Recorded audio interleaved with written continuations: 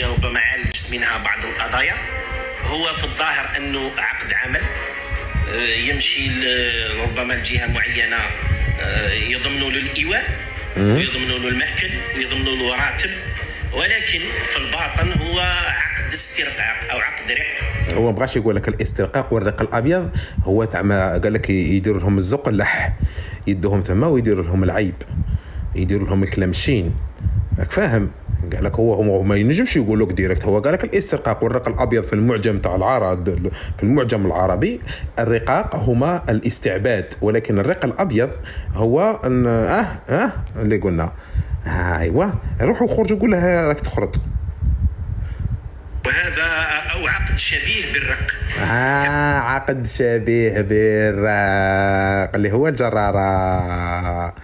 الجرارات كي قلت لكم بلي تقودت عليكم وقلت لكم بلي صيف ساخن.